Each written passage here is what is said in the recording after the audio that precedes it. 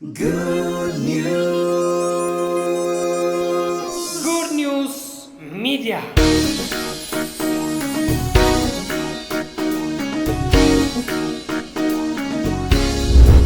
የጀመርነው ትምህርት የልቦና አይኖች ሲከፈቱ ወይም የልቦናችን አይኖች ሲበሩ የሚል ነው።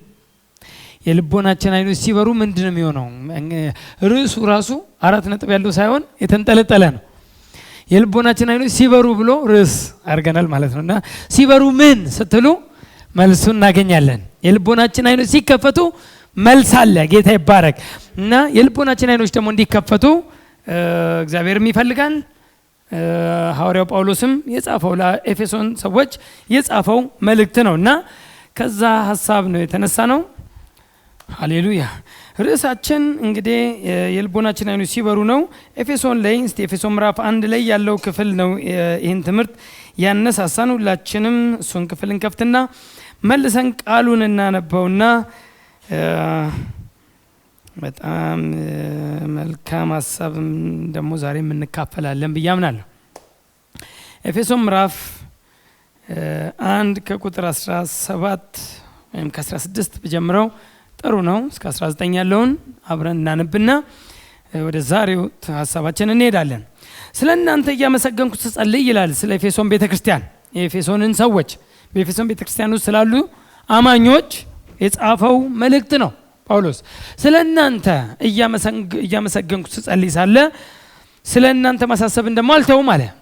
ስለ እናንተ ስጸልይ፣ ስለ እናንተ እያመሰገንኩ ስጸልይ ጌታ ሆይ ስለ እነሱ አመሰግናለሁ ስል አመሰግናለሁ ብቻ ሳይሆን ስለ እናንተም ደግሞ ማሳሰብን አልተውም አለ። ማሳስበውም አለ። ማመስገን ብቻ ሳይሆን ስለ እናንተ እግዚአብሔርንም ደግሞ የማሳስበው ጉዳይ አለ። የሚያሳስበው ጉዳይ ቀጥሎ ያለው ነው።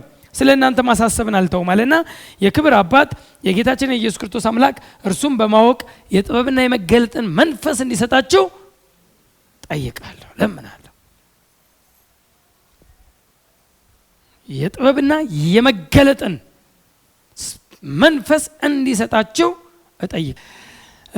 ስለዚህ ስለ እናንተ ማሳሰብን አልተውም ያለው ምንድነው? የጥበብና የመገለጥ መንፈስ እንዲሰጣችሁ ለምናለሁ አለ። ለምንድን ነው ይሄ ነው ማሳሰቡ? ማሳሰበው እግዚአብሔርን ለእናንተ የጥበብና የመገለጥ መንፈስ እንዲሰጣችሁ ነው አለ። በኋላ ላይ በደንብ እንማረዋለን እሱ ምን ማለት እንደሆነ። የጥበብና የመገለጥ መንፈስ እንዲሰጣችሁ እለምናለሁ አለና ይህም ይላል ቀጥሎ። ለምንድን ነው የጥበብና የመገለጥ መንፈስ የሚሰጠን ዓላማው ፐርፐዙ የልቦናን አይን ስለሚከፍት ነው። የልባችሁ አይኖች ሲበሩ የመጥራቱ ተስፋ ምን እንዲሆን አብረን አንብበው እስቲ 18 እና 19 በጣም ወሳኝ ወሷ ላይ ናት። ይህም የልባችሁ አይኖች ሲበሩ የመጥራቱ ተስፋ ምን እንዲሆን በቅዱሳንም ዘንድ ያለው የርስት ክብር ባለጠግነት ምን እንዲሆን ለምናምን ከሁሉ የሚበልጥ የኃይሉ ታላቅነት ደግሞ ምን እንዲሆን ታውቁ ዘንድ ነው። ስለዚህ የልቦናችሁ አይኖች የሚበሩት ለነዚህ ፐርፐዝ ነው። የልቦና አይኖች የውስጥ አይኖቻችሁ ሲበሩ የምታዩት አለ። የምታዩት መልካም አለ እና ዝም ብሎ የልቦናችሁ አይኖች ሲበሩ ብሎ ድፍጥጥ አላደረገውም።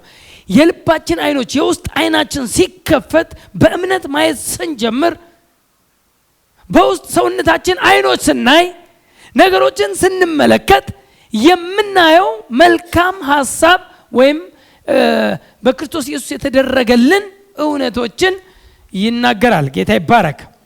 እና የልቦናችሁ አይኖች ሲበሩ የሚሆነው አንደኛ የመጥራቱ ተስፋ ምን እንዲሆን ታውቁ ዘንድ የተጠራችሁበት ሳምንት እዚህ ላይ ነው ያስተማርኩት። ፕሬዝ ጋድ። የመጠራታችን ተስፋ ምን እንደሆነ እናውቃለን። ለምን ተጠርተናል?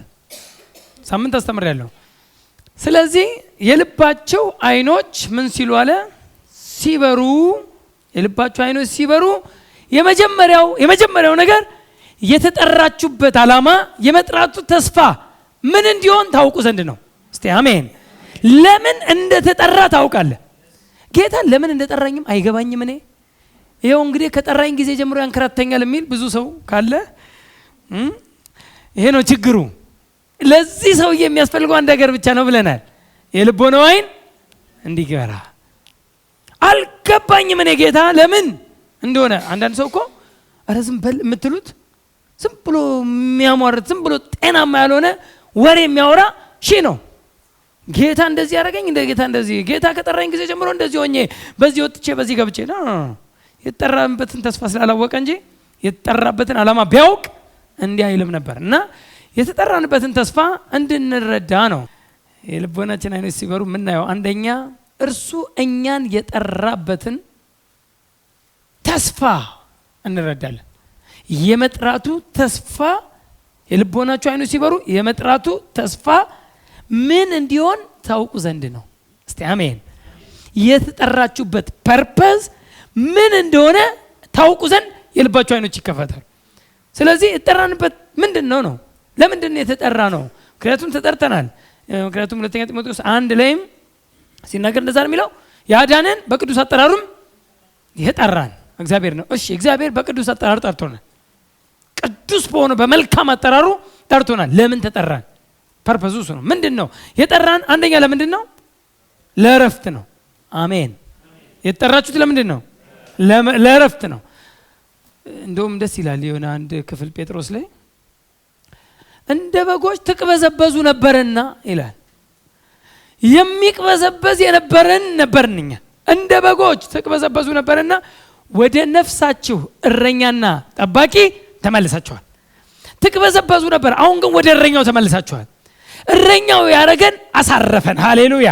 የሚቅበዘበዝ የነበረ ማንነትን እረፍትን የሰጠን። ስለዚህ ያረፍን ህዝቦች ነን እኛ። አርፈናል። ጌታ ይባረክ። ያረፍን ህዝቦች። ማቴዎስ 11:28 ላይ ኢየሱስ ሲናገር እናንተ ደካሞች ሸክማችሁ የከበደ ሁሉ ወደ እኔ ኑ። ቀጥሎስ ለምን? እኔም አሳርፋችኋለሁ። ወደ ኢየሱስ የመጣ ነው ኑ ወደ እኔ ኑ ብሎ የጠራን ለእረፍት ነው። የመጥራቱ ተስፋ ለእረፍት ነው። የተጠራንበት ዓላማ ለእረፍት ነው። ወደ ጌታ የመጣሁት ላርፍ ነው። ሃሌሉያ። ከብዙ ሸክም ያው ምንድነው ሸክም የከበደባችሁ እናንተ ደካሞች ሸክም የከበደባችሁ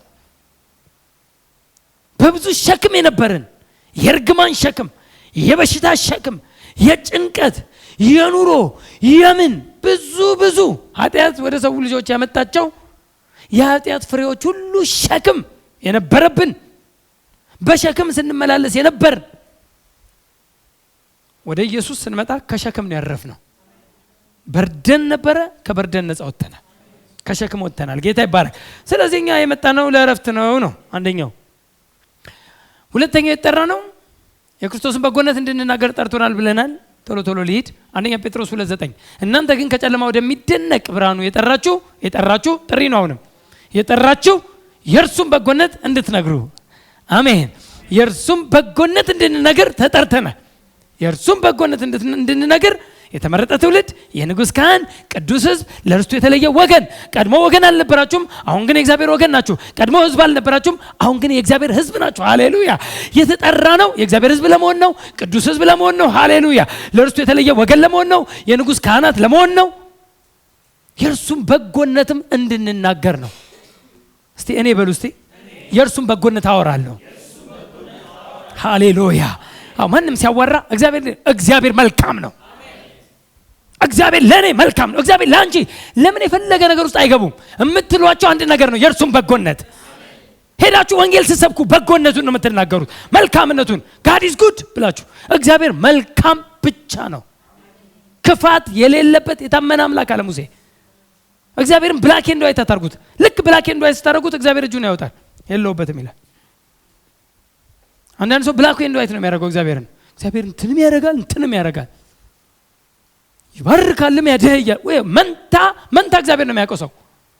ደብል እግዚአብሔር ነው የሚያውቀው። ሁለት እግዚአብሔር ነው የሚያውቀው። ሁለት ምንጭ ያለው እግዚአብሔር ነው የሚያውቀው። እግዚአብሔር ግን መልካም ብቻ ነው።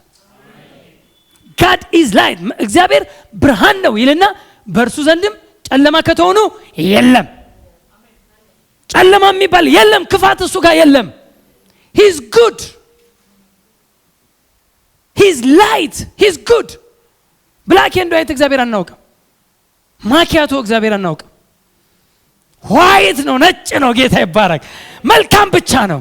ልክ ማንነቱን ልክ አጥርታችሁ ስታዩ ይሄ የልቦና አይን ሲበራ ነው የሚገባ። በጎነቱ የሚገባ ስታጠራ ነው። አለበለዚያ ሁሉ ጊዜ ድንግዝግዝ ሃይማኖት ከቶብናል።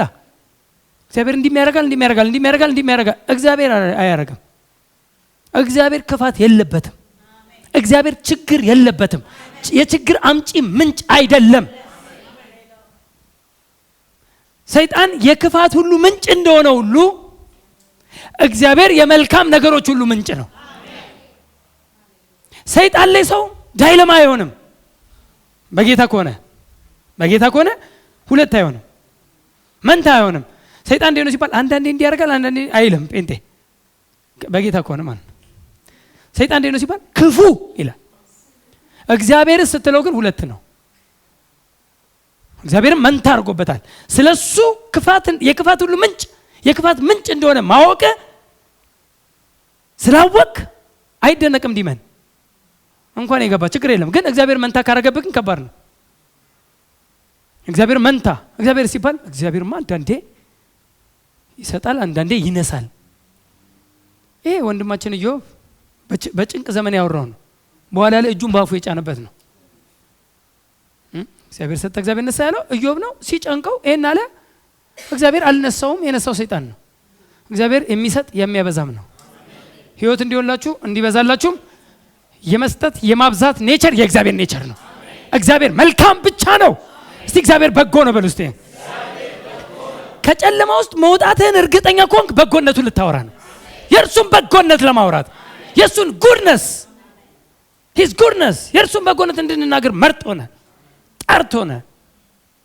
ብላክ ኤንድ ዋይት እግዚአብሔር የለም፣ ነጭ እግዚአብሔር ነው፣ ንጹህ እግዚአብሔር ነው። እግዚአብሔር እንዲህ በመከራ እግዚአብሔር እንደዚህ በምድረ በዳ ይሄው ሊገለን አሉ እስራኤላውያኖች። ባለፈው ነግሬያቸዋል። እስራኤላውያኖች ሊገለን ይሄው በምድረ በዳ ወጥቶ ሊገለን ሲል እንደ አፋቸው ይሆንባቸዋል አለ እግዚአብሔር። እኔ አይደለም ነው እንዳሉት ይሆንባቸዋል። ታቸው እንዳሉት ይሆንባቸዋል። ስለዚህ አንዳንድ ጊዜ ሰው ጤናማ ያልሆነ ንግግር በእግዚአብሔር ላይ በእግዚአብሔር ፒክቸር ላይ እንኳን እግዚአብሔር ልንገራችሁ እንኳን እግዚአብሔር ሰውን እንኳን የሁለት ነገር ምንጭ መሆን አይችልም አለ እግዚአብሔር። እስቲ ወይራ በለስን ታፈራለች አለ። ወይራ ወይንን ታፈራለች አለ። እሺ ተውት አለ። እዛው ደግሞ ሊያስረዳቸው ከአንድ ምንጭ ሁለቱ አይቀዳልን?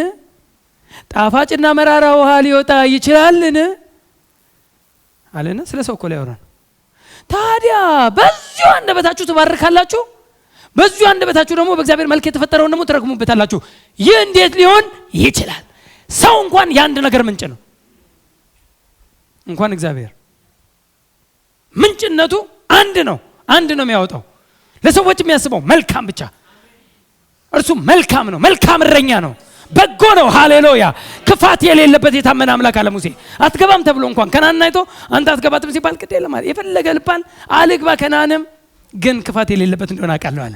ክፋት የሌለበት የታመነ አምላክ ሃሌሉያ! እነሱ ናቸው ገልበጥ ባጣ ትውልድ ናቸው። እነሱ ናቸው እንደዚህ የሚሉት እንጂ እርሱ ግን መልካም ብቻ ነው አለ። እኔ የእግዚአብሔር መልካምነት ላወራ ተጠርቻለሁ። ከጨለማ ወደሚደነቅ ብርሃን መምጣቴን ሲገባኝ የልቤ አይን ሲከፈት በጎነቱን አወራለሁ። የእግዚአብሔር መልካምነት ስንሰብክ ብዙ ስደት ደርሶብናል፣ እንቀጥላለን። በጎነቱን መቼም አላጥፍም።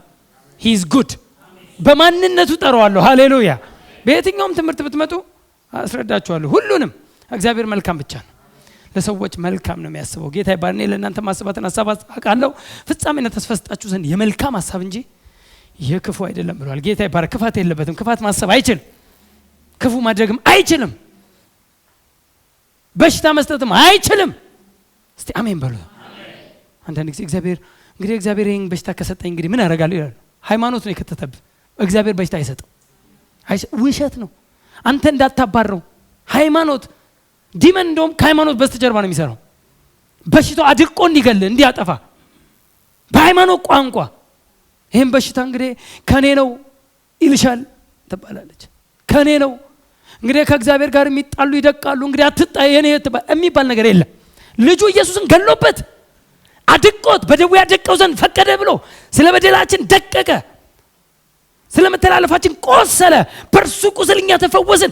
ልጁን ገሎበት ደግሞ በሽታ የሚሰጥ ከሆነ እንዲህ አይነት ብላክ ኤንድ ዋይት እግዚአብሔር አይደለም። እግዚአብሔር መልካም ብቻ ነው። ከክፋት ሲያወጣ ነው። እግዚአብሔር መልካም ነው አለና መከራም ያመጣል አይልም። በመከራ ቀንም አይደል? በመከራ ቀንም መሸሽ የመከራ ቀን እንጂ መከራ አባት የለንም። በመከራ ቀንም ያው መልካምነቱ የምታወራው ከመከራ ቀን ምን ሲያደርግ ነው? ሲሸሽግ ነው መልካምነቱ። እግዚአብሔር መልካም ነው አለና ከመከራ ሲያስጥል እሱ መልካም ነው ትላለህ። ከመከራ ማስጣሉ እንጂ መከራ ማምጣቱ አይደል። እግዚአብሔር መከራ አያመጣ የለም፣ ክፋት የለበትም። ፕሬዝ ጋድ። ለርስቱ የተለየ ቅዱስ ሕዝብ እንድንሆን ጠርቶናል ብለናል። ክርስቶስን ወንጌል ለመስበክ ጠርቶናል ብሎናል። ሐዋርያ 16:10 ላይ እንደ ጠራን መስሎናልና ይላል የሱን ወንጌል ለመስበክ።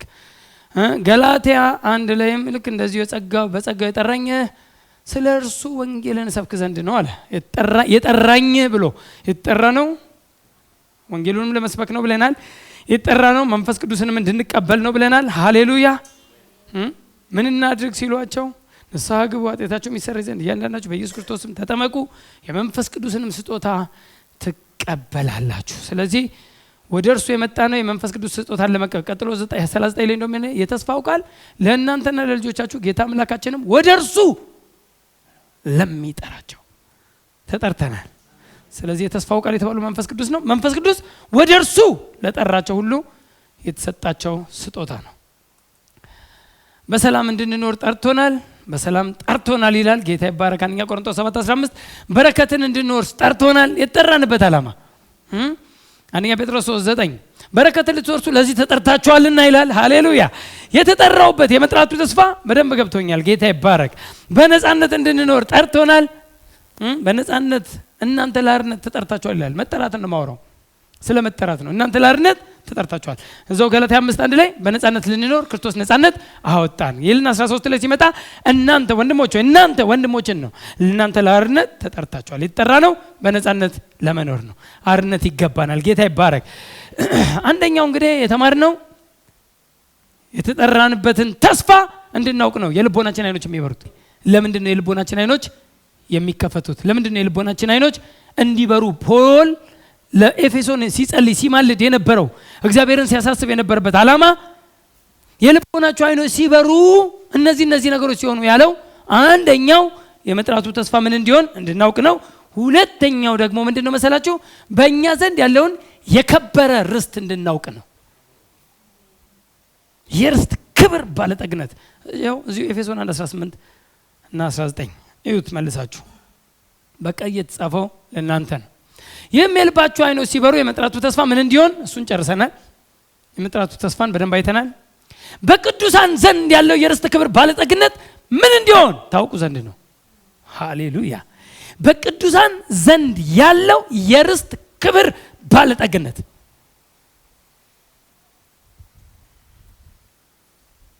ርስት ሰጥቶናል። እንደው እሺ እንግሊዘኛውም እንደዛው ነው የሚለው። ትንሽ እንትኗን በቅዱሳን ዘንድ የምትለውን እንግሊዘኛው ኢን ዘ ሴንትስ ስለሚል በቅዱሳን ውስጥ ያለውን ርስት ይላል። በቅዱሳን ዘንድ ያለውን ሲል ያው ነው ጥሩ ነው። ግን በቅዱሳን ኢን ዘ ሴንትስ በቅዱሳን ውስጥ ያለው his inheritance in the saints በቅዱሳን ውስጥ አንተ ውስጥ አንተ እዚህኛው መዝገብ ውስጥ የከበረ ርስት አለ። በዚህ መዝገብ ውስጥ ይላል ባይብል በአንተ ውስጥ የተመሰገ ርስት አለ። አንተ የተቀበልከው ርስት አለ። የርስት ክብር ባለጠግነትን ምን እንደሆነ እንዲያውቁ የልባችን አይኖች የሚበራው የርስቱን ባለጠግነት እንድናውቅ ነው። እንዳትረሱ። የልባችን አይኖች የሚበሩት ለማየት ብቻ ሳይሆን ለማወቅም ነው። የልቦናችሁ አይኖች ሲበሩ አለና ታውቁ ዘንድ ነው ያለው። እንድናውቅ ነው። አሹራንስ ነው። ኖሌጅ ነው። እውቀት ነው። መረዳት ነው። መረጃ ነው። እርግጠኛነት ነው። ሐዋርያ 20:32 ላይ ጳውሎስ ያችን ቤተክርስቲያን ተክሎ ኤፌሶንን ሊሄድ ሲል የተናገረው ቃል ሐዋርያ ሥራ 20:32 ላይ ታዩታላችሁ። እኔ ልሄድ ነው እንግዲህ አለ ተክሎ ቤተክርስቲያኗን ሊሄድ ሲል እንግዲህ እኔ ልሄድ ነው፣ አንድ ግን ነገር አደርጋለሁ አለና ሊሄድ ሲል ማለት ነው። አሁንም አለ። እንደውም ከዚህኛው በፊት ከ31 ከ28 እስከ 31 ያለውን ሄዳችሁ ታዩ። እንግዲህ እኔ ከሄድኩ በኋላ ጠማማ ነገር የሚናገሩ ሰዎች በመካከላችሁ እንዲነሱ አውቃለሁ እያለ ህዝቡን ወደ ኋላቸው የሚመልሱ ጠማማ ተናጋሪ ሁሌ ወደ ኋላ ነው የሚመልስህ፣ ይከልሳል። ጠማማ መናገሩን የምታየው ወደፊት አይገፋም፣ ትከለሳለህ ወደ ኋላ። ጠማማ ነገር እየተናገሩ ህዝቡን ወደ ኋላቸው የሚስቡ በመካከላችሁ እንዲነሱ አውቃለሁ። ለዚህ ነው አለ እኔ ሌትና ቀን ሳላቋርጥ እናንተን ከመገሰጽ ከማስተማር ኢኩፕ ከማድረግ እንዳላቋረጥኩ ሌትና ቀን ታውቃላችሁ ካለ በኋላ አሁንም አለ ጳውሎስ አሁንም ለእግዚአብሔርና ያንጻችሁ ዘንድ በቅዱሳን ሁሉ መካከል ርስትን ሃሌሉያ ርስትን ይሰጣችሁ ዘንድ ለሚችል ለጸጋው ቃል አደራ ሰጥቻችኋለሁ። ርስት ያለው በጸጋው ቃል ውስጥ ነው። የጸጋውን ቃል ስታውቅ ርስትን ታውቃለህ። የጸጋውን ቃል ስትረዳ የጸጋው ቃል ነው ርስታችንን የሚነግረን። የጸጋ ቃል ማለት ነው ምንድን ነው የሚነግረኝ? የጸጋ ቃል በክርስቶስ ኢየሱስ እንዲያው ሆነሃል፣ ተደርገሃል፣ ተሰርቶልሃል፣ ነህ፣ ተቀምጠሃል፣ አሸንፈሃል። ሃሌሉያ። ባጭሩ የጸጋው ቃል በአዲስ ኪዳን ውስጥ በፓስት ቴንስ ነው ብዙ የተቀመጡት። ካያችሁ ጸድቃችኋል፣ ተቀድሳችኋል፣ ታጥባችኋል፣ አሸንፋችኋል። ሃሌሉያ። ልጆች ሆናችኋል። ይሁን የጸጋው ቃል ማለት እንዲያው ያንተ ውጤት የሌለበት ያንተ ልፋት የሌለበት ከእግዚአብሔር እንዲያው የተሰጠው ጊፍት ነጻ ስጦታ። ይሄ የጸጋው ቃል ርስትህን ይነግራል አለ ጳውሎስ። ይሄን የጸጋ ቃል ስላስተማርኳችሁ ከስጋ ትድናለሁ እንጂ በመካከላችሁ ጠማማ ነገር እየተናገሩ ህዝቡን ወደ ኋላ የሚስቡ ሰዎች እንደሚነሱ አውቃለሁ ብሎ እንግዲህ እኔ ልሄድ ነው ከሄድኩ በኋላ ግን እያለ ስጋት አለበት። አንድ ኮንፊደንስ ደግሞ አለበት። ስጋቱ ጠማማ ሰዎች መነሳቱ እንጂ ኮንፊደንሱ ደግሞ የጸጋውን ቃል ስላስተማርኳችሁ አትጨነቅም አለ። እስቲ አሜን። የጸጋውን እውነት በደንብ ስለምታውቁ ኮንፊደንስ አለኝ። በቅዱሳንም ሁሉ መካከል ርስትን ይሰጣችሁ ዘንድ ለሚችል ኤፌሶን 1:11 ላይ ወሳኝ ቃል ስላለ እዛው ኤፌሶን ቅድም እዛ 18 እና 19 ነው ያነበብነው ምዕራፍ 1:11 ከፍ ስትሉ ሙሉውን ሐሳብ እንድታነቡ ፈልጋለሁ። ኤፌሶን 1:11 ግን ግልጽ ቃል ደስ ይላል። እንደ ፈቃዱ ምክር ሁሉን የሚሰራ እንደርሱ ሐሳብ አስቀድመን የተወሰንን በክርስቶስ ደግሞ ርስትን ተቀበልን። ምን ያልን የተወሰንን ሰዎች እንደርሱ የተወሰናችሁ ሰዎች ለጥሪው ምላሽ የሰጣችሁ ሰዎች ቅድም መጥራት ብሏል እንዳትረሱ። የተጠራው ሁሉ አልመጣም፣ ሁሉን ጠርቷል። ታውቃላችሁ አንድ ኢየሱስ በምሳሌ ያስተማረበት ምግብ ደግሶ አንድ ሰውዬ በቃ ደግሶ ሂዱና ጥሩ አለ። ከዛ ሁሉም ምክንያት አመጡ። አይ እራት ነው የጠራው። አንዳንዱ በሬ ልፈት። እኔ በጣም ነው የሚያስቀው። እኔ የበሬው ብቻ ያስቆኛል። ብዙ ምክንያት ሰጥተዋል። አንዱ የበሬው ግን በሬን ስለምፈትሽ ማታ ነው እንደሚፈተሸው በሬ እራት ተጋብዞ ምክንያት ላምጣ ካለ ሰው ምክንያት ያመጣል ማለት ነው። በሬን ስለምፈትሽ መምጣት አልችልም። ይኸው እራት ተጋብዟል፣ እራቱ ክፍት ነው። ሰሞኑ ምናልባት የኔን ቴሌቪዥን ተከታተላችሁ ከሆነ እሱ ላይም ፓስተር ሳሚ በደምብ ሲያወራው ነበር ይሄን ቃል እና እራት ተጋብዟል፣ ክፍት ነው፣ ጥሪ አለ፣ ለሁሉንም ጠራ። እነሱ አልመጣም ሲሉ እንግዲህ አለው ሂድና ጉንድሹንም ምኑንም ከመንገድ ላይ ሂድና ጥራ። ኢየሱስ የሚያወራው ዲፈረንት ነው። አንዳንድ ጊዜ ይረዱኛል ብሎ ወደ አይሁድ ነው የመጣው። አይሁዶች ስለዚህ ለአሕዛብ ሆነ ወንጌሉ። ለአይሁዶች ናቸው ይረዱ። ምክንያቱም በምኩራባቸው እያስተማሩ የሚጠብቁት ትንቢቱ ያላቸው ተስፋ ያላቸው እንደ ዱላ ቅብብሎች ሲጠብቁት የነበረው መሲሁ ይመጣል እያሉ ሲጠባበቁ የነበሩ ግን አልተቀበሉትም ይላል። የገዛ ወገኖቹ አልተቀበሉትም ይልና ለተቀበሉት ሁሉ ግን ይላል። እነሱ አልተቀበሉትም፣ ለተቀበሉት ሁሉ ግን።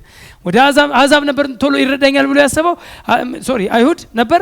አይሁድ አልረዳለና አሕዛብ ተቀበለ። ጌታ ይባረክ። እኛ ተቀበልነርን። እኛ አሕዛቦች አይደለን። ሄደን መተን የወይራ ዛፉ ላይ ተተከልን። የበረሃ ወይራ ነበር እንዴ? መተን ዛፉ ላይ ተተከልንኛ። ጌታ ይባረክ። ስለዚህ ሁሉን ጠርቷል። ለጥሪው ምላሽ ግን የሰጡ ሰዎች የመጥራቱ ተስፋ ምን እንደሆነ ቀጥሎ ደግሞ እዚህ ጋር የተወሰንን በክርስቶስ ደግሞ ርስትን ተቀበልን። ርስት ፉል ፓኬጅ ሆኖ በክርስቶስ አንተ ጋር መጥቷል። ክርስቶስን ከተቀበልክ ሁሉ ርስት ተቀብለሃል በክርስቶስ። ይኸው በክርስቶስ ደግሞ ርስትን ተቀበልን። ክራይስትን ስትቀበል፣ ክርስቶስ ኢየሱስን ስትቀበል፣ ለዛ ጥሪ ምላሽ ስትሰጥ ያልተቀበልከው ርስት የለም። ያልተካፈላችሁት ርስት የለም። ያልወሰዳችሁት ርስት የለም። በቅዱሳን ዘንድ ያለ የርስት ክብር ባለጠግነት ያለው በቅዱሳን ዘንድ እዛው ኤፌሶን 1:18 ከላይ በቅዱሳን ዘንድ ያለ የርስት ክብር ባለጠግነት እኛ ጋር ነው ያለው። አሁን የምትጠይቀው ርስት ገና የምትጠይቀው ርስት የለም፣ አንተ ጋር መጥቷል። ብትጠይቅ ምን ላድርግልህ ነው የሚለው ጌታ። ከዚህ በላይ ምን ላድርግ? ይኸው ሰጠው። ምን ያልሰጠው አለ?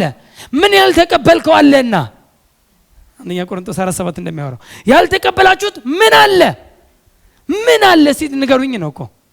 ታዲያ የተቀበልክስ ከሆንክ እንዳልተቀበለ ሰው የምትመካ ስለምንድን ነው አለ? እንዳልተቀበለ ሰው ለምን ትመላለሳለህ? ያልተቀበልነው ርስት የለም። ርስትን ተቀበል። አሜን። ይሄን የሚገባችሁ ከማስተምረው በላይ የልብ አይን ሲከፈት ነው። ከጥቅስ በላይ የልብ አይን ሲከፈት ይገባል። ርስት ይገባል። ባለፈው እንደ እንትና ማለት እንደ ጊያዝ ብያችሁ የለ ጊያዝ ሁሌ ይረብሽ ነበር ብያችኋለሁ። ሁሌ ነበር የሚረብሸው።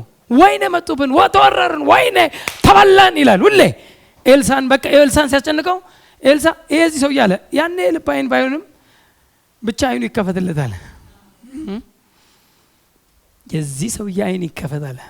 ልክ አይኑ ሲከፈት እነሱን የሚጠብቁ ከነሱ ጋር ያሉ ሰረገሎችን ሲመለከት አልተጠፈም እንጂ ኤልሳ እንዳትፈራ ያለ ይመስለኛል። ጊያዝ ደግሞ መልሶ ቅድም ሲያስፈራራ ነበር ወይኔ ተበላን ያለው እስኪከፈት ነው።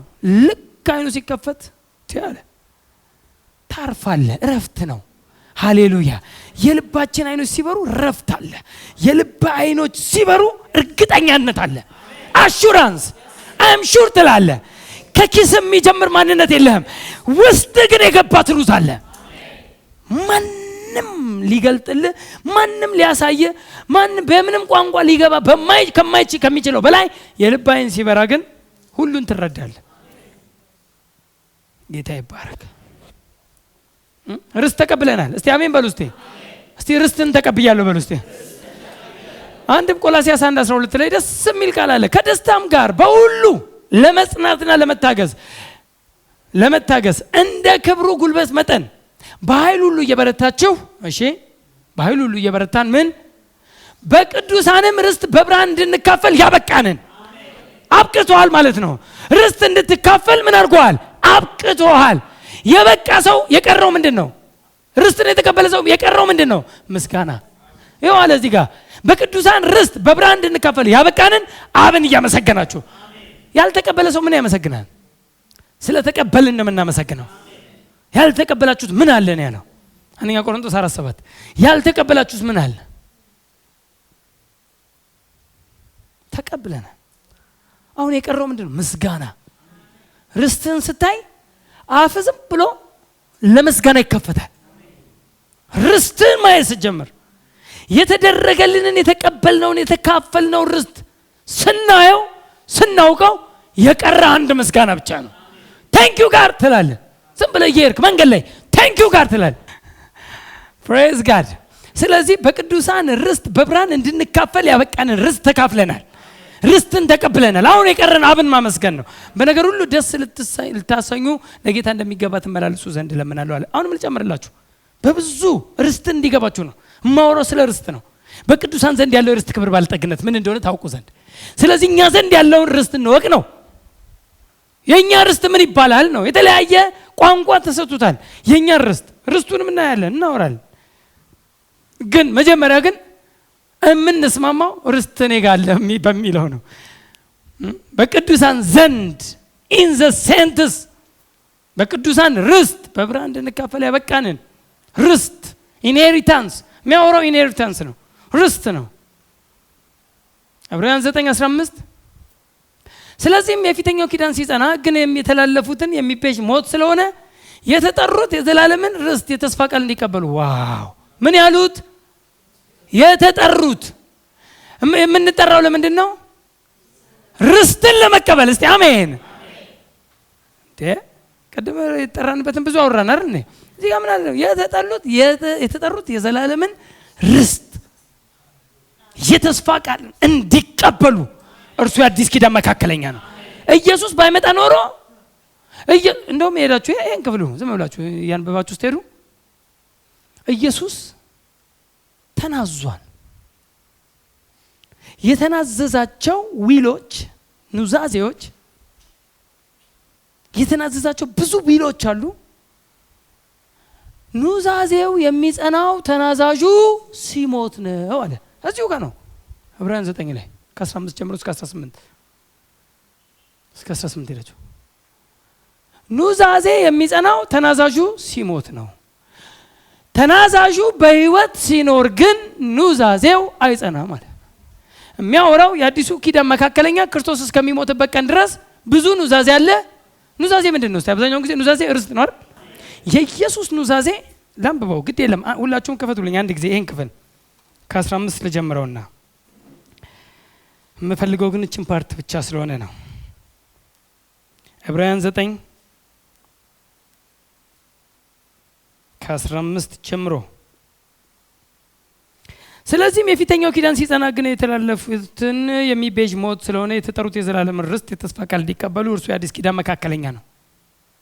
ኑዛዜ ያለ እንደሆነ የተናዛዡን ሞት ማርዳት የግድ ነውና ኑዛዜ ካለ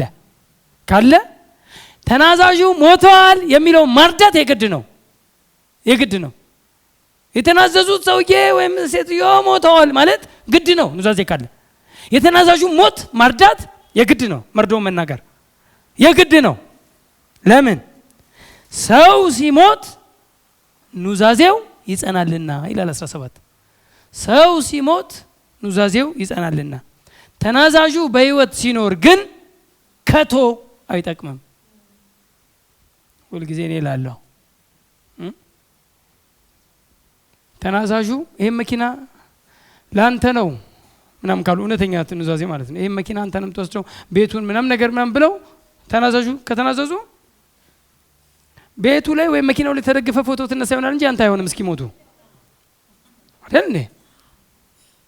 ያንተ አይሆንም። ያንተ የሚሆነው ተናዛዡ የሚያወራው ስለ ኢየሱስ ነው። ቀጥሎ ሄዳችሁ ስትቀጥሉ የምታገኙት ደም ሳይፈስ ስርየት የለም ነው። ዝም ብላችሁ ስታወሩ ስለ ደም ነው የሚያወራው። ኢየሱስ ካልሞተ ያንተ አይሆንም። ብዙ የተናዘዛቸው ኑዛዜዎች ያንተ የሚሆኑት እርሱ ሲሞት ነው። እርሱ ከሞተ ይኸው ፕሬዝ ጋድ የተጠሩት የዘላለምን ርስት የተስፋ ቃል እንዲቀበሉ እርሱ የአዲስ ኪዳን መካከለኛ ነው። ርስት እንድንቀበል የተናዘዘውን ርስት እስቲ አሜን። የተናዘዛቸውን ኢንሄሪታንስ ርስቶችን ብዙ ርስት ተናዟል። ብዙ ርስቶቹን ቆጥረን አንችላቸውም። ጥቂቶቹን ብቻ ነግራችሁና አልፋለሁ። ግን አንጨርሳቸውም። ወይም እንደው ከኑዛዜ እንኳን ብንነሳ ብዙ ነው የተናዘዘው።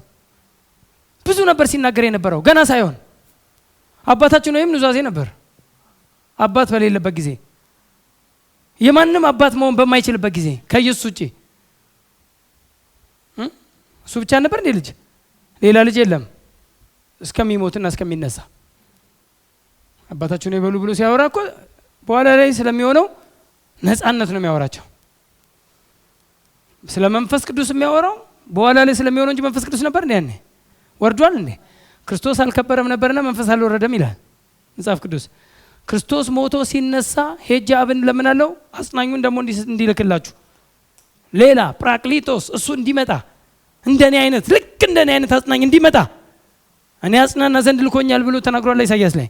ጽዮን አጽናና ሊያጽናና ነው የመጣው። ልክ እንደኔ አይነት ፕራክሊቶስ ሌላ አጽናኝ እርሱ ደግሞ እኔን የሚመስል እንዲመጣ ሄጄ አብን ለምነዋለሁ። ከዛ በኋላ ሐዋርያ ሥራ ሄዳችሁ ስታዩ ከአብ ዘንድ ተቀብሎ አሁን የምታዩትና የምትሰሙትን አፈሰሰው አለ። ሃሌሉያ። መንፈስ ቅዱስ ክርስቶስ ከትንሣኤ በኋላ ወደ አብ ከሄደ በኋላ የወረደ ነው። መንፈስ ቅዱስ ጠብቁ ተብሎ የመጣ ነው። ግን ምን ሲላቸው ነበር?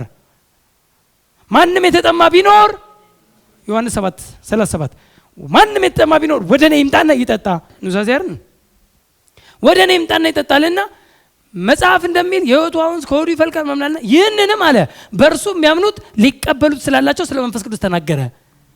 በእርሱ የሚያምኑ ሊቀበሉት ስላለ። ግን ተቀብለዋል ወይ? አልተቀበሉም። ልጅነት አለ ወይ? በወቅቱ የለም። ለምን? ኪዳኑ አልተመሰረተም። የአዲሱ ኪዳን መካከለኛ በምድር ላይ አለ እንጂ ኪዳኑ ገና አልተመሰረተም።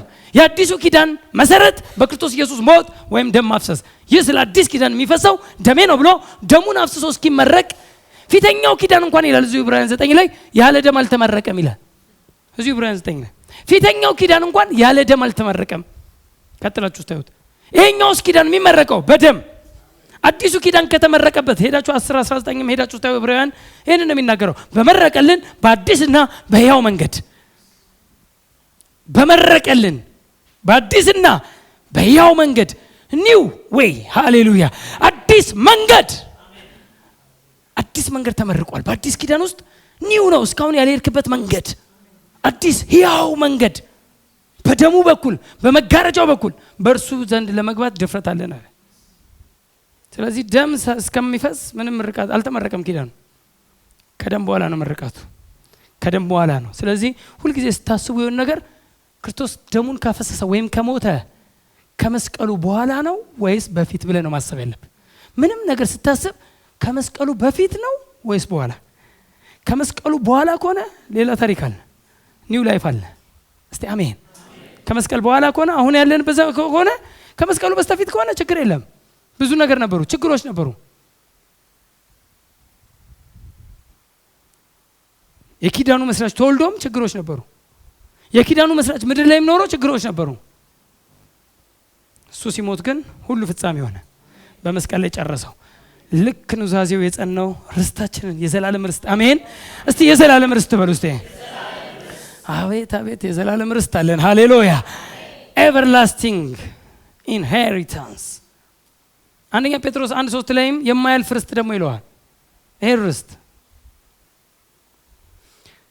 ኢየሱስ ክርስቶስ ከሙታን በመነሳቱ ለያው ተስፋ ለማይጠፋ እድፈትም ለሌለበት ለማያልፍም ርስት እንደ ምሕረቱ ብዛት ሁለተኛ የወለደን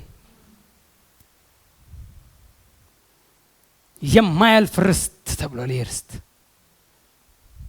የእናንተ ርስት ሁሌ ጠዋት ተነስተህ የምትናገረው የኔ ርስት የማይጠፋ የማያልፍ ርስት፣ ከንቱ ያልሆነ ርስት፣ ዘላለማዊ ርስት። የዘላለም ርስት አይደል የሚለው ዕብራውያን 9:15 የዘላለም ርስት፣ የማይጠፋ ርስት ኢንሄሪታንስ ለኔ ተሰጥቶኛል። የማያልፍ ርስት፣ ለማያልፍ ርስት። እስቲ አሜን። እንደ ምሕረቱ ብዛት የተወለድከው ለማያልፍ ርስት ነው። ለማያልፍ ርስት ተወልደናል። የእግዚአብሔር ልጆች የሆነው ርስትን ለመቀበል ነው። ኢንሄሪታንስ ልጨምርላችሁ ትንሽ። ኦኬ እሺ፣ እቺ ልንገራችሁ። የእግዚአብሔር ርስት ወራሽ ማን ነው? ጥሩ ነው። ማን ነው? አሁን ይሄን ርስት ወራሽ ነን ብለናል። ያው እንደ ትምህርት ይሄ ሁሉ ርስት ታዲያ ለማን ነው? በክርስቶስ ኢየሱስ በማመን የእግዚአብሔር ልጆች የሆኑት ሁሉ የዚህ ርስት ወራሾች ናቸው። ልጆች ሁሉ አባት የሚያወርሰው ለልጅ ነው። አባት ያወረሰው ርስቱን ያወረሰው ለልጅ ነው። ልጅ ከሆንን ወይም ካመንን ጊዜ ጀምሮ ርስትን ተቀብለናል። ካመንን ጊዜ ጀምሮ ልጨምርላችሁ ጥቅስ ሐዋርያ 26:18 የኃጢአትንም ስርየት በእኔም በማመን ሃሌሉያ፣ በእኔም በማመን በተቀደሱት መካከል። አያችሁ ቅድም ምን ብያቸዋለሁ? በተቀደሱት በቅዱሳን ዘንድ ብለን የለ። አሁንም ምን አለ እዚህ ጋር? በተቀደሱት መካከል ርስትን ያገኙ ዘንድ። ይኸውላችሁ ጳውሎስን የመረጠበትን ዓላማ ሲያወራ የተመረጠበትን ዓላማ ሲያወራ ነው ጳውሎስ ይሄን የተናገረው። ምን አለ? የኃጢአትን ስርየት በእኔም በማመን በተቀደሱት መካከል ርስትን ያገኙ ዘንድ። በእኔ ያመኑ ቅዱሳን ሁሉ ርስት አግኝተዋል። ከኔ ጋር ናቸው? በእኔ ያመኑ ቅዱሳን ሁሉ ምን አግኝተዋል? ርስትን አግኝተዋል። አሁን አንተ የምትሄደው በእኔ በማመን ርስትን ያገኙ ቅዱሳን ጋራ ርስት ተካፋይ እንዲሆኑ ያላመኑትን ሄደ ወንጌል የምትሰብከው። ሃሌሉያ። ስለ ጳውሎስ ነው።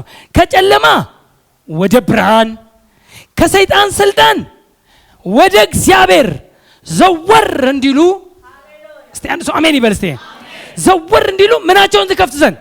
አይናቸውን ትከፍት ዘንድ። አይናቸውን ትከፍት ዘንድ ከህዝቡና ወደ እነርሱ ከምልክት ከአሕዛብ አድናለሁ። ምንድን ነው አለ? እነዚህን ሰዎች ከጨለማ ወደ ብርሃን፣ ከጨለማው ስልጣን ወደ እግዚአብሔር መንግስት፣ ወደ እግዚአብሔር ስልጣን፣ ወደ እግዚአብሔር ኃይል፣ ወደ እግዚአብሔር ክብር ዘወር እንዲሉ ዘንድ አይናቸውን ስከፍት ርስት ነው የሚካፈሉት። ከማ ጋር? ከቅዱሳኑ ጋር። ቅዱሳን ሁሉ ምን ተካፍለዋል? ርስት። ቅድም በደንብ ነግሬያቸዋለሁ። ቅዱሳን ርስት ተቀብለዋል። እነዚህኞቹን ሂድና ስበካቸውና አይናቸውን እየከፈትክ ከጨለማው ስልጣን እያወጣ፣ ከጨለማው ስልጣን፣ ከጨለማው ወደ ብርሃን፣ ከዲያብሎስ ስልጣን፣ ከአጋንንት ስልጣን እያወጣ ወደ እግዚአብሔር ዘወር እንዲሉ። እስቲ አሜን። ዘወር። ሰው ዘወር ሲል ርስቱን ያያል። ዞር ሲል ተሸፍኖ ነው፣ ሸፍኖበት ነው። በጨለማ ውስጥ ያሉት አይተው እንዳያዩ እንዳያስተውሉም የዚህ ዓለም ገዢ አሳወራቸው እያለ አሳውሯቸዋል። በዚህ ወንጌል ግን አይናቸው ይከፈታል። ይህን ወንጌል ሄደ የክርስቶስን የጸጋውን እውነት የእርሱም በጎነት መናገር ሲጀምር አይናቸው ይከፈታል። ከታወሩበት፣ ከታሰሩበት፣ ከተያዙበት መውጣት ይሆንላቸዋል። ዋው ፕሬዝ ጋድ። ዘወር ሲሉ አይናቸውን ትከፍት ዘንድ። እንዴ አይናቸው ተዘግቷል። ምንድን ነው ወሬው? ያሳወረዋል ነው። ጨለማ ውስጥ ናቸው ነው። ግራ ገብቷቸዋል ነው። ወዴት እንደሚሄዱ ምንም አያውቁም ነው።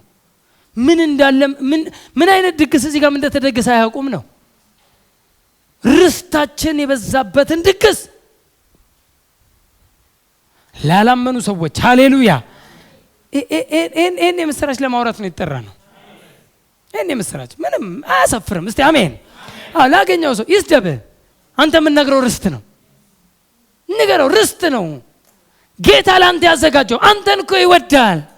ስለወደደ እኮ ሞቶልሃል። ነፃ እንድትወጣ ከዚህ ስራት ስለ አንተ ሞቶልሃል ብሎ መናገር አያሳፍርም። አሜን። አያሳፍርም።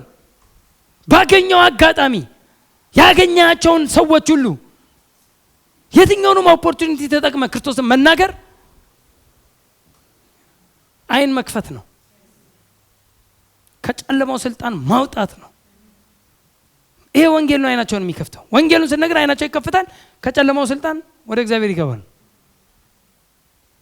ወደ እግዚአብሔር ግን ምንድነው የምፈልጋት እኔ? ወደ እኔ ኑና ወደ ዋናው ትምህርቴ በእኔም በማመን በተቀደሱት መካከል ርስትን ያገኙ ዘንድ። ሃሌሉያ። የመጣ ሰው ሁሉ ምን ያገኛል? ርስት ያገኛል። ከጨለማው ወደ ብርሃን ዞር ያለ ሁሉ ምን ያገኛል? ርስት አለው። ርስት አለው። ሂድና እነዚህንም ስበካቸው ርስቱን ተካፋይ እንዲሆኑ። ፕሬዝ ጋድ። ስለዚህ የዚህ ርስት ወራሽ ማን ነው ካላችሁኝ፣ ቅድም እንደተናገርኩት ኢየሱስ ክርስቶስን በማመን የእግዚአብሔር ልጆች የሆኑት ናቸው። ገላትያ 4:7 ላይ ስለዚህም ከእንግዲህ ወዲህ ልጅ ነህ እንጂ ባሪያ አይደለህም። አይደለህም። ልጅም ከሆንክ ደግሞ፣ ይሄ ደስ የሚል ቃል ነው። ልጅም ከሆንክ ደግሞ፣ አያችሁ ልጅ መሆን ምንድነው ጥቅሙ ሲባል፣ ልጅም ከሆንክ ደግሞ በክርስቶስ የእግዚአብሔር ወራሽ ነህ። you are the heirs of God ይላል። heirs ወራሽ፣ inheritance ርስት። ብዙ ርስት አለው እግዚአብሔር። ብዙ ርስት አለው ያዘጋጀው ርስት። ርስቱ በጸጋው እንዲሁ የተዘጋጀ ነው። ያንተ ልፋት የሌለበት ርስት ሲጀመር ያንተ ልፋት የለበትም አይደል? ርስት ላይ ለፍታችኋል? ርስት ላይ ለፋን ምንም ያለፋችሁበት ወላጆች ሲያወርሱ እናንተ ያለፋችሁበት እነሱ ግን የለፉበት የሰሩበትን ምን ያደረጉበትን አይደል ያወርሽ ያለው የሚለው ርስት ላይ አሁን ምንም እኮ የምናወጣው ነገር የለም ርስት ላይ። ርስቱን ማብዛት ግን ርስቱን ማስፋት ግን ከኛ ይጠበቃል። ርስት ነው የተሰጠ አይደል እንዴ? ርስቱን ማብዛት፣ ርስቱን ማስፋት፣ ርስቱን ማውጣት፣ መጠበቅ እንዴት ተሰጠ? ርስቱ ላይ ምንም አላወጣም ገባ። ከተሰጠ ጊዜ ጀምሮ ግን አንተ ታበዛዋል። ፕሬዝ ጋድ። ስለዚህ የኛም ኃላፊነት አለበት። የተሰጠ ርስቱ ነው፣ ለርስቱ አይደለም የኛ ኃላፊነት። ከተሰጠ በኋላ ርስቱን የማስጠበቅ ግን ኃላፊነት ግን የኛ። ከማስጠበቃችን በፊት ግን ማወቃችን ይቀድማል። መጀመሪያ ርስታችንን ማወቅ አለብን። ፕሬዝ ጋድ። የእግዚአብሔር ወራሽ ሮሜ 8:17 ላይ ይህንኑ ቃል ስለሚደግመው ልጆች ከሆንን ወራሾች ደግሞ ነን አለ። ልጆች ከሆንን ወራሾች ደግሞ ነን። ወራሾች ነን። ልጅ ከሆንክ ወራሽ ነህ። ልጅ ነኝ ወርሻለሁ።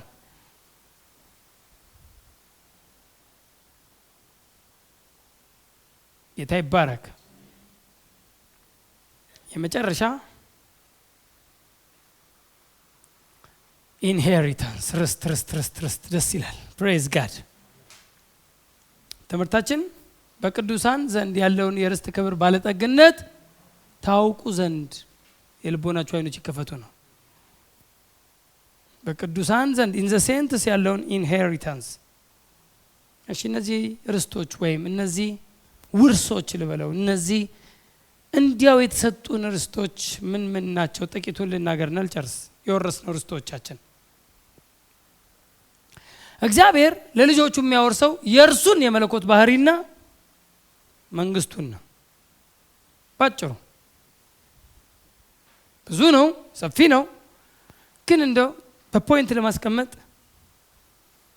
አንደኛ የወረስነው የመለኮት ባህሪውን ነው። ከእርሱ በመወለድ ልጅ ነው አለ። ልጅ ስንሆን ከመለኮት ባህሪ ተካፋይ እንሆናል። ልጅ ሳትሆን ወራሽ ልትሆን አይደል እንዴ? አይቻልም አይደል? ከአንበሳ የተወለደ መቼም አይጣ አይሆንም። ከአንበሳው ከወጣ የሱን ባህሪ ይወርሳል። ከአንበሳ ውስጥ ከተወለደ አንበሳ ነው የሚሆነው፣ ወይም የሱን ኔቸር ይካፈላል። የሱን ዲኤንኤ ይዞ ስለሚወጣ ከእግዚአብሔር ተወልደሃል ተብሎ ልጅ ነህ ከተባልክ የእግዚአብሔርን የመለኮት ባህሪ ተካፋይ ነህ። ሁለተኛ ጴጥሮስ 1:3-4 ከመለኮት ባህሪ ተካፋዮች እንድትሆኑ ይላል። ከመለኮት ፓርቴከርስ ፓርቴከርስ የሚለውም ፉል ቴከርስ አይደለም፣ አደራችሁም ፓርት ነው የሚለው። ፓርት ማለት ፓርቴከርስ ፓርት ነው፣ ተካፋይ እንጂ ፉል አይደለም።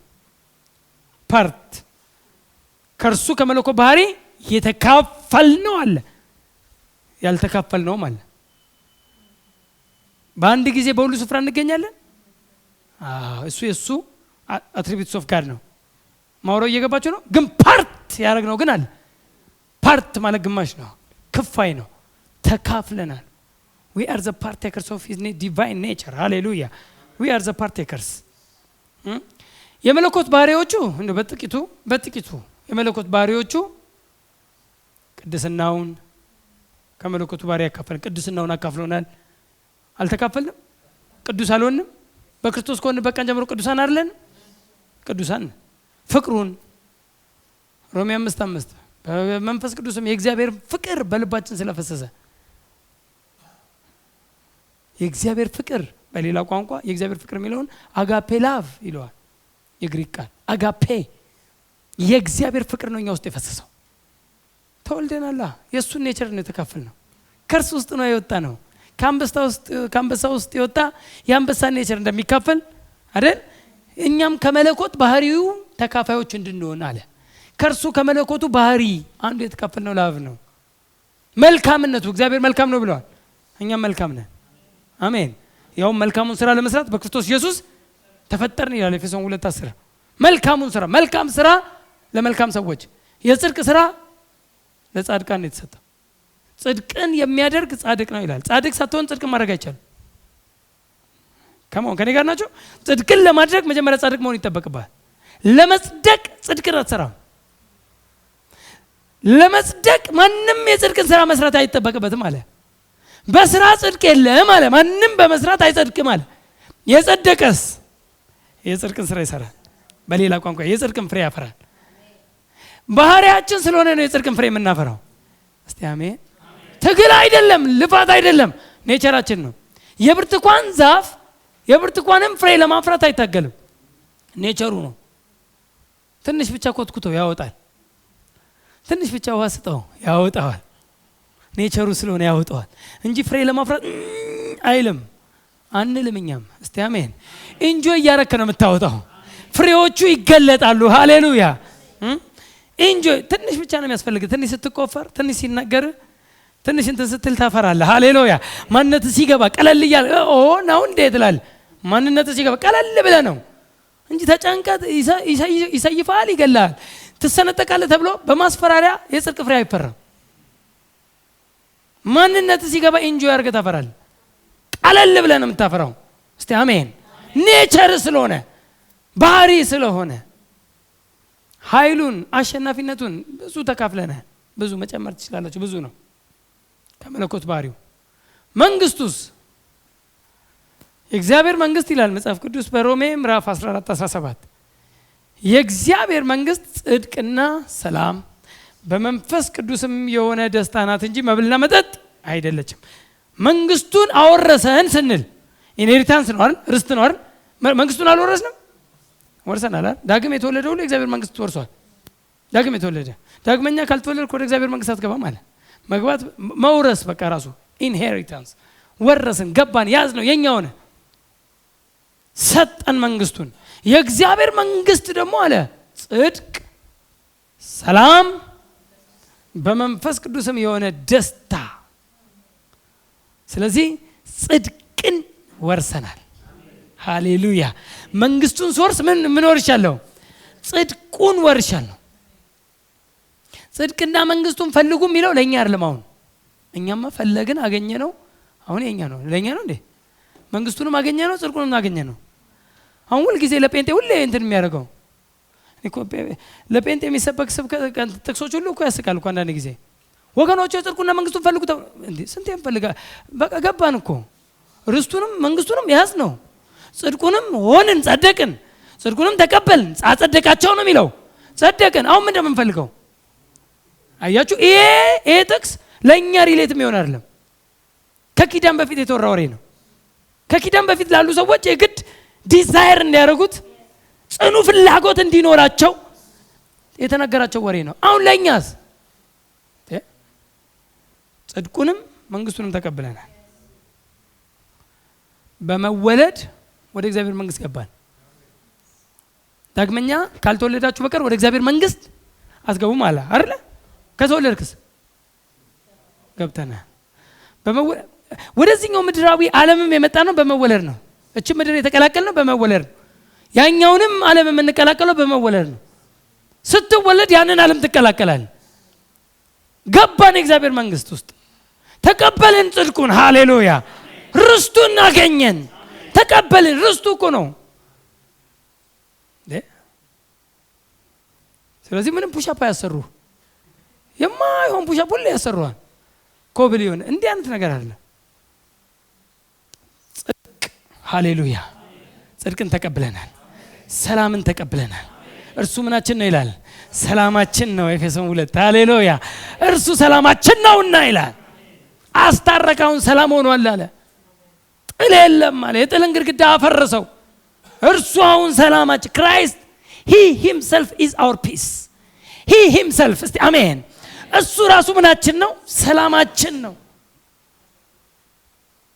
የእግዚአብሔርም ሰላም በአንዳች አትጨነቁ ብሎ የእግዚአብሔርም ሰላም በክርስቶስ ኢየሱስ ሁለንተናችሁን ይጠብቃል አለ።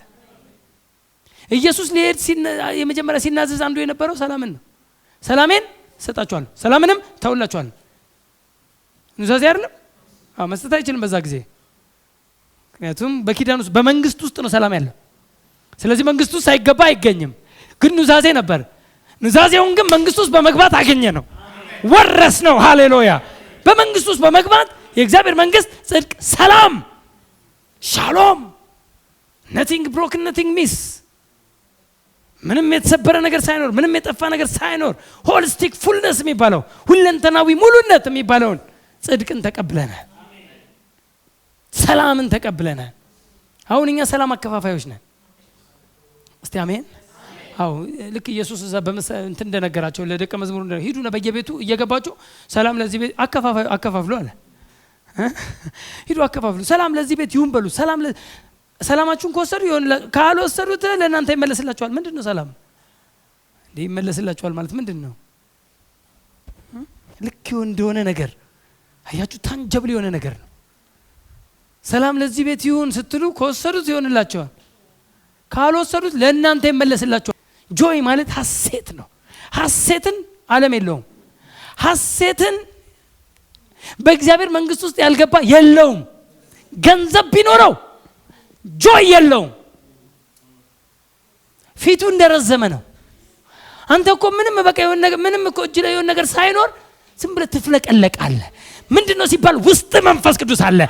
መንፈስ ቅዱስ የሚያፈሰው ጆይ ኢን ዘ ሆሊ ጎስት፣ በመንፈስ ቅዱስ የሆነ ምን ደስታ። ይሄ ጆይ ከሁኔታዎች የሚመጣ ሳይሆን ከመንፈስ ቅዱስ ከእግዚአብሔር ከራሱ የእግዚአብሔር የራሱ ደስታ። እስቲ አሜን በሉ። እስቲ የእግዚአብሔር የራሱ ደስታ እርሱ የሚደሰትበት በመንፈስ ቅዱስ ነው የሚለው። ጆይ ኢን ዘ ሆሊ ጎስት፣ ከሆሊ ጎስት ውስጥ የሚወጣ ከመንፈስ ቅዱስ ውስጥ የሚወጣ ከዚህኛው ፍሎ የሚፈስ ሃሌሉያ። ታከፋፍላለህ ሁልጊዜ ይባላል። እንዴት ሁልጊዜ? አውካም ሁልጊዜ በጌታ ደስ ይበላችሁ። ዝም ብሎ ቋንቋ እንትን ጥቅስ የግርግዳ ጥቅስ እኮ አይደለም ብራዘር። ሁሌ ካሰብከው እኮ በቃ ሁሌ መደሰት ይቻላል ማለት ነው። የማይቻል ነገር አድርግ አይልም፣ ግን እንትን ኦፍ አድርገህ ነው፣ እንደ ሞባይል ኦፍ አድርገህ ነው። አንዳንድ ጊዜ ወይኔ አመመኝ ትላለህ። የሆነ ትንሽ የሆነ ኮሜዲ ስታይ ወይኔ አመመኝ። ለምን ስቃ አታውቅም? አትስቅም እኮ ትንሽ ኮሜዲ ስታይ ያማል። ለምን ደው ማስቀው? አንተ ያልሳቅ ማን ይሳቅ? ብራዘር ዝም ብለህ ነው መስቀው። ነጭ አይገርምም ብለህ ሳቅ። ጌታ ይባረክ። ምንም ነገር የለም በቃ አይገርምም ብለህ በቃ ምንም ሁኔታዎች አይዙም ያንተን ደስታ። ብራዘር ጽድቅህን፣ ሃሌሉያ ሰላምህን፣ ደስታን ሊያጠፋ የመጣ ጠላት ነው፣ ኢነሚ ነው። ሊሰርቅ የሚመጣ ሁሉ ደስታን፣ ሰላምን፣ ጽድቅን አትሰርቅ። ትልቅ ሀብቶች ናቸው። የተሰጠ ኢንሄሪታንስ ነው፣ የተሰጠ ውርስ ነው፣ የተሰጠ ርስት ነው። እስቲ አሜን። እስቲ ርስት አለኝ በሉ እስቲ። ስለዚህ ወደ መጀመሪያው ፓርት ልመለስና አንድ ጊዜ ጌታ ይባረክ።